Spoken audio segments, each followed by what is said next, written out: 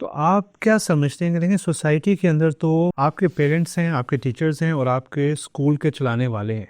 इन तीन stake holders के अंदर आप क्या समझते हैं कि वो पिवटल रोल कौन अदा कर रहा है बच्चों की इस सिस्टम को ऐसा रखने में? आप क्या समझते हैं? देखिए, इसमें पेरेंट्स का तो रोल है ही नहीं।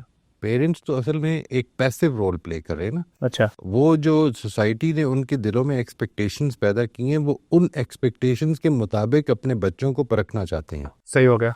Basically it is the educators and the state. यानी टीचर्स भी इतने ज़्यादा आफ्टर 1987 ये किताब लिखी गई थी अमेरिका ही में कि I think it was nation at risk. Nation at risk, ये जो नेशन एट रिस्क थी, उसके बाद एक पूरी मूवमेंट चली थी जिसको कहते हैं स्ट्रक्चरल मूवमेंट। ठीक है, वो स्ट्रक्चरल मूवमेंट का काम ये था कि हम अपने टीचर्स को इतना अंडर कंट्रोल ले आए कि एक दिन, आज के दिन यानी 30 दिसंबर 2024 को क्या क्या चीज़ें स्कूल में पढ़ाई जाएंगी।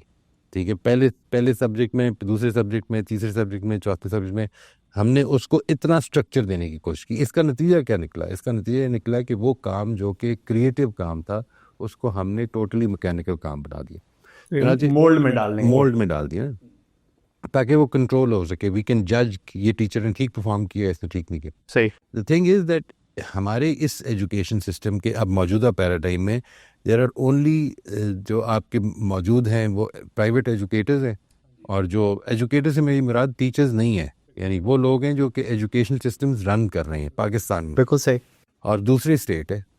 यानी आपने अगर इस वक्त किसी भी चीज़ को, you want to change the whole structural changes लाने हैं अगर उसमें, तो उसके लिए आपको बुनियादी फ़लसफ़ा जो है उसका वो समझना होगा ना। उसके बारे में, इन चीज़ों के बारे में जो हम बात कर रहे हैं, इन चीज़ों के बारे में, या हमारी बात गलत है तो जवाब देना चाहिए। सही। और अगर हमारी बात ठीक है तो उसके मुताबिक चेंजेस लानी चाहिए। सही। यानी ये बात कि हम एक बच्चे ने, लेट से फॉर इंस्टेंस, अगर एक बच्चे ने 6 महीने में एक चीज़ सीख ली है, तो बाकी 6 महीने वो उसी चीज़ को क्यों रिपीट करता रहे? Why can't he move forward in that particular subject जिसमें वो ठीक जा रहा है? बिल्कुल सही। ठीक है जी।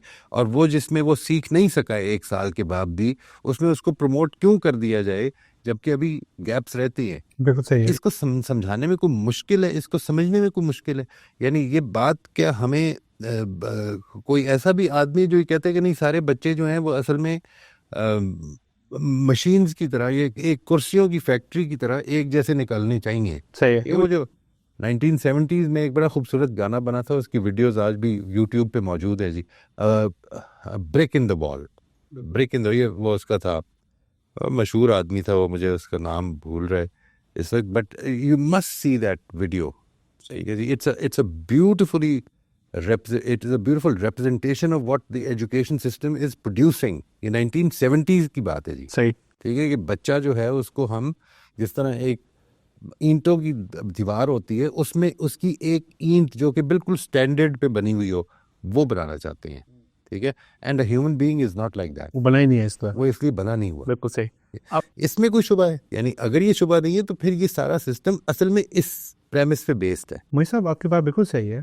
मैं इसको ना, आपके बच्चा यूनिक है और उसकी टेलर्ड एजुकेशन हमें बनानी चाहिए, ये तो आई थिंक दलील के साथ बात बड़ी वाज़े समझ आ जानी बस चाहिए। ये जो लोग एजुकेशन सिस्टम्स बना रहे हैं, उस इन दो चीज़ों को सामने रख लें और फिर देखेंगे उनका एजुकेशन सिस्टम इसको केटर कर रहे हैं। वो सही है आपकी बात। मैं इसको ना थोड़ा सा चैलेंज भी करना, शायद लफ्ज़ सही ना हो, मैं इसको ना इसको पील करना चाह रहा हूँ, इसकी लेयर्स को देखना चाह रहा हूँ कि मसला आ कहाँ से रहा है। मैंने पहले जैसे रखा था कि 3 स्टेक होल्डर्स हैं अगर हम देखें हमारे एजुकेशन के अंदर। एक है स्टेट, एक है एजुकेटर्स कह लेते हैं उनको, उनके अंदर टीचर्स और जो रन कर रहे हैं एजुकेशन सिस्टम्स उनको, और तीसरे हैं पेरेंट्स। आपने कहा कि पेरेंट्स जो हैं वो उनको एक पैसिव रोल है। सही है। अब अगर हम लेट्स से अब स्टेट पे आएंगे हम, तो स्टेट के क्या मसाइल हैं कि वो स्टेट इंसेंटिवाइज्ड क्यों नहीं है कि वो ये काम करे। मैं अगर गौर करूँ एजुकेटर्स पे, सिर्फ लेट्स से हम एजुकेटर्स को ले लेते हैं और लेट्स टेक, आप इसको थोड़ा वसी कर लें। आपने बड़ी अच्छी बात सुनाई है, educators are the main role, उसको सिर्फ थोड़ा सा वसी कर लें। यानी एक है हमारे यहाँ जो प्राइवेट एजुकेटर्स हैं, सही। एक है हमारे यहाँ जो स्टेट का एजुकेशनल एडमिनिस्ट्रेशन का निज़ाम है। सही है। इन दोनों को इसमें शामिल कर लें। सही। ये बात बिल्कुल ठीक है। सही है, इधर से चेंज आएगी। सही। अब लेट्स उसके अंदर मैं एजुकेटर्स को हम लेट्स से फोकस करते हैं, उसके अंदर फिर हम स्टेट के एजुकेटर्स को भी हम ले लेंगे जो एडमिनिस्ट्रेटिवली वो काम करें, और हम प्राइवेट एजुकेटर्स को भी ले लेंगे जो काम करें। मैं प्राइवेट एजुकेटर्स को पहले टैकल इसलिए करना चाहता हूँ कि उनका एक डायरेक्ट अकाउंटेबिलिटी का मैकेनिज्म है विद द पेरेंट्स, राइट। जो आपके स्टेट के एजुकेटर्स हैं वो इस तरह डायरेक्टली आंसरेबल नहीं हैं टू द पेरेंट्स उस तरह से, इसलिए मैं वो डिफरेंशिएशन रखना चाहता हूँ, but we will take them into consideration when we talk about it. मैं जब एजुकेशन को गौर करता हूँ ना, तो मैं देखता हूँ इंसेंटिव्स को कि हर इंसान को इस इंसेंटिव मैकेनिज्म के अंदर देखा जाए कि इज ही और she incentivized to do the right thing और नॉट, राइट। और कोई इंसान जितना जैसा भी हो वो हमेशा अपने इंसेंटिव्स के लिए काम कर रहा होता है, राइट। अब पेरेंट्स अगर अपने बच्चे को पढ़ाना चाहते हैं तो उसके अंदर अमंग्स अदर थिंग्स वो चाहते हैं कि वो एक अच्छा इंसान बने, लेकिन वो एक अच्छी उसको जॉब मिल सके, वो सर्वाइव कर सके, उसको पैसे आ सके, वो अपने पैरों पे खड़ा हो सके। These are one of like some of the incentives that the parents have, right, जिसको ध्यान में रखते हुए वो फिर एजुकेशन को भी शॉप करने जाते हैं कि मुझे ये कौन देगा ये वाली एजुकेशन, राइट। अब जो एजुकेटर्स हैं, प्राइवेट एजुकेटर्स, आपको क्या नहीं लगता कि उनका एक बड़ा सिंपल सा एल्गोरिथम है, वो ये है कि सोसाइटी हमारे से क्या मांगती है, वो क्या इंडिकेटर्स है जिस पे वो हमें जज करती है, हम उसको प्रोवाइड करें। बिल्कुल ऐसे ही है। और अगर जब तक हम वो प्रोवाइड कर रहे हैं as a business, right, like एक प्रोडक्ट है, जब तक वो प्रोडक्ट की मांग है उस रैपर के साथ, उस प्रेजेंटेशन के साथ वो हम दे रहे हैं, विल एक्सट्रैक्ट मनी, लाइक हम उनसे वो पैसे लेंगे और हम इसको चलाएंगे, राइट। बिल्कुल। अब यहाँ पे मैं समझता हूँ just to like peel the layer, आपको क्या नहीं लगता कि एजुकेटर्स वही चीज़ दे रहे हैं जो पेरेंट्स चाह रहे हैं वो दे? एब्सोल्युटली जी। और अगर हम चाहते हैं कि एजुकेटर्स वो चीज़ दें जो देनी चाहिए, हमें वो डिमांड पैदा करनी है in the consumers of education, right. जो एजुकेशन के अंदर एक और बात मैं इसको चूँकि बात शुरू हुई है, मैं समझता हूँ कि एजुकेशन के कस्टमर सिर्फ पेरेंट्स नहीं होते, सोसाइटी भी होती, राइट। तो इसलिए ये बात बड़ी नैरो थिंकिंग की है कि सिर्फ वो दिया जाए जो पेरेंट्स चाहते हैं, क्योंकि कभी कभी ऐसा होता है कि you need more than that, क्योंकि सोसाइटी की ज़रूरत होती है, even though parents might not need it immediately. तो आप क्या नहीं समझते, जो अगर हम प्राइवेट एजुकेटर्स को देखें जिनका बड़ा सिंपल सा वो एक ब्रोकर क्लाइंट में वो उनका वो एक रिलेशनशिप है कि वो क्या चाहते हैं और वो उनको देते हैं, अगर हमने वो ठीक करना है, हमें वो तलब पैदा करनी है, वो डेफिनेशंस को चैलेंज करना है एजुकेशन की पेरेंट्स के अंदर, ताकि वो डिमांड करें और ऑटोमेटिकली फिर educator will be obliged to give it to the parents. ये जो बात है आपकी बिल्कुल ठीक बात है। असल में ये वो जिस तरह से उसने पीटर सेंजे ने अपनी वो जो 5th डिसिप्लिन लिखी थी ना, उसमें जो जिस तरह सिस्टम आर्किटाइप्स बनाई थी, जो वो ये एक नौयत की सिस्टम आर्किटाइप है, यानी जिसमें कि पेरेंट जो डिमांड कर रहे हैं वो एजुकेटर दे रहे हैं और उसके नतीजे में पेरेंट की डिमांड सेटिस्फाई हो रही है and the system is running like that. अब इसमें आकर जो इंटरवेंशन है वो किधर से की जाएगी, यानी प्रॉब्लम ये है कि ये जो एजुकेटर है, मैंने इसे एजुकेटर मैंने जिस तरह अर्ज किया था कि उसको वसी करने, सही, यानी ये एजुकेटर ने ही असल में उसकी डिमांड बिल्ड करनी भी है। यानी लेट से इस वक्त एजुकेटर एक बिजनेस मॉडल है जिसमें एजुकेटर उसकी डिमांड को सेटिस्फाई कर रहा है, लेकिन साथ ही साथ जब मैंने आपसे ये गुजारिश की थी कि इसमें एजुकेशनल एडमिनिस्ट्रेशन को भी शामिल कर लें, देखो सही, यानी एजुकेशनल आइडियोलॉजी को भी शामिल करने की, वो क्या चीज़ होती है जो एजुकेशन होती है, वो भी तो एजुकेटर ही है ना एक तरह का। सही है, यानी it has to start somewhere. ये जो सिस्टम में इंटरवेंशन है, आपको इस इंटरवेंशन में इस विशेष साइकिल को कहीं पे तोड़ना पड़ेगा। बिल्कुल सही है, वो जो तोड़ना है वो असल में वो खुद भी एक एजुकेशन ही का काम है। सही है, बिल्कुल सही कह रहे हैं। So somewhere we have to actually start वो जो उसका जो मैंने उस दिन आपके साथ शेयर जो है वो शेयर किया था ना, कि तेरी दुआ है कि हो तेरी आरजू पूरी, मेरी दुआ है तेरी आरजू बदल जाए। अल्लाह अकबर। ये जो बात है, यानी वो जो आरजुएं पूरी करने का काम था वो तो हमने बहुत कर लिया। हाँ जी, अब हमें कुछ काम आरजुएं बदलने का भी करना है। आप बिल्कुल सही कह रहे हैं कि वो हमें वो डेफिनेशंस चेंज करनी है कि अच्छी एजुकेशन होती क्या है।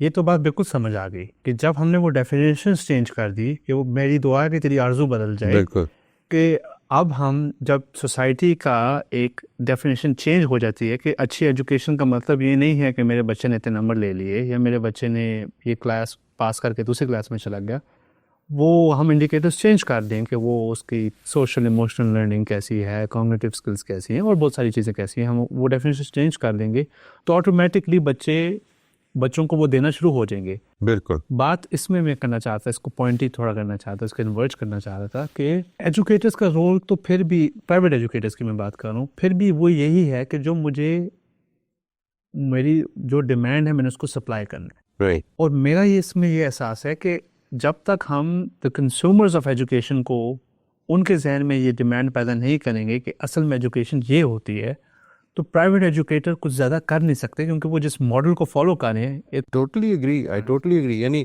इसीलिए मैंने गुजारिश की कि एक है वो बिजनेस मॉडल, हम जब वो जो एजुकेटर्स है उसको हमने एक इस्तिलाह बनाया ना, असल में एजुकेटर्स की भी मुख्तलिफ शाखें हैं। हाँ जी। यानी एक एजुकेटर वो है जो कि प्राइवेट स्कूल चला रहा है, एक एजुकेटर वो है जो कि मुल्क की एजुकेशनल एडमिनिस्ट्रेशन रन कर रहा है, बिल्कुल सही। एक एजुकेटर वो है जो कि आपके अखबारों में लिखता है। बिल्कुल सही। एजुकेशन की तो मुख्तलिफ फैसेट्स हैं, बिल्कुल सही। उसमें से एक ये जो हम कोशिश कर रहे हैं बात करने की, ये भी एक नौयत की एजुकेशन है। तो basically it is the ideology कि जो जिस वक्त आप उसको देते हैं तो उसके बाद वो ग्रास रूट लेवल पे इन्फिल्ट्रेट करने की कोशिश करती है कि हम किसी तरह से इस बात पे आमादा करें लोगों को कि अगर ये बात ठीक है तो इस पे गौर करें। बिल्कुल सही। अच्छा, वो जब गौर करें and it develops into a movement, एक कम्युनिटी जो है उसको एक्सेप्ट करने लग पड़ती है, तो ऑटोमेटिकली डिमांड ही बदलनी शुरू हो जाती है। बिल्कुल सही। लेकिन मैं इसमें पॉइंट ये करना चाह रहा हूँ कि it has to come from the consumers of education rather than the providers। और इसमें मैं प्राइवेट को रखना चाह रहा हूँ, पब्लिक नहीं। नहीं, देखिए, यानी it might not come from the consumers but it can eminent, it can start anywhere and start affecting the demands. यानी फॉर इंस्टेंस मैं आपसे अर्ज करता हूँ ये कि मैं ऐसे लोगों को जानता हूँ कि जिन्होंने इस चीज़ को समझ के तो ये फैसला किया कि हम अपने बच्चों को नहीं भेजेंगे स्कूल। सही है। ठीक है, मैं होम स्कूलिंग करना चाहता हूँ, मैं अनस्कूलिंग के अंदर लेके जाना चाहता हूँ। All right, that is not a problem. सही। यानी लेकिन इससे सोसाइटी की डिमांड नहीं बदली, but this can sort of be a sample कि सोसाइटी की डिमांड्स किस तरह से बदल सकती हैं। बिल्कुल सही। यानी ऐसे लोग तो हैं जिन्होंने इंडिविजुअल लेवल पे ये फैसले किए हैं, लेकिन उसके नतीजे में सोसाइटी की डिमांड तो वैसे की वैसी है ना जी। नहीं। अच्छा, बहुत सारे लोग उनसे इत्तेफाक भी करते हैं कि ये बात ठीक है, लेकिन हमारे पास कोई सिस्टम नहीं है वो, क्योंकि ओवरऑल जो हमने सिस्टम बना दिए हैं, इंसेंटिव स्ट्रक्चर्स ऐसे बना दिए हैं हमने, ग्रेडिंग सिस्टम्स ऐसे बना दिए हैं हमने, सोसाइटल अप्रूवल्स ऐसे बना दिए हैं, और फिर फाइनेंशियल हमने ऐसा लिंकेज कर दिया है कि जॉब भी इसी बात पर मिलती है कि आपने इतने ग्रेड्स पास किए हैं, आपने इतना सब कुछ किया है। तो ये तो एक बहुत बड़ी चीज़ की हम बात करें, लेकिन मैं उसकी फंडामेंटली बात अगर कन्वर्ज करने की दोबारा कोशिश करूँ तो वो यही है कि हमें अपनी सोसाइटी के अंदर, जिसके अंदर पेरेंट्स आर द फ्रंट, कहते हैं ना वॉरियर्स, या जो I don't know warriors is the right word, लेकिन उनकी डेफिनेशंस को चेंज करने की ज़रूरत है कि what is a good education. Right, सही। Right, I agree with that. तो इसमें फिर हम, और उसके बाद फिर वो इन्फ्लुएंस करती है एवरीथिंग एल्स। वो इन्फ्लुएंस करेगी, और जाहिर है कि उस तक पहुंचने के लिए हमें, because that will be the result of some efforts, वो तो आएगी, वो हम डोमिनो इफेक्ट कहते हैं ना, पहला डोमिनो तो कहीं ना कहीं से गिरना है, उसके बाद सब गिरेंगे। राइट। वो पेरेंट्स को भी एजुकेट करना कि अच्छी एजुकेशन क्या होती है, वो फर्स्ट डोमिनो होगा। देखिए, पेरेंट एजुकेट हो गया है, ये जो बात है ये खुद एक अफेक्ट है ना। हाँ जी।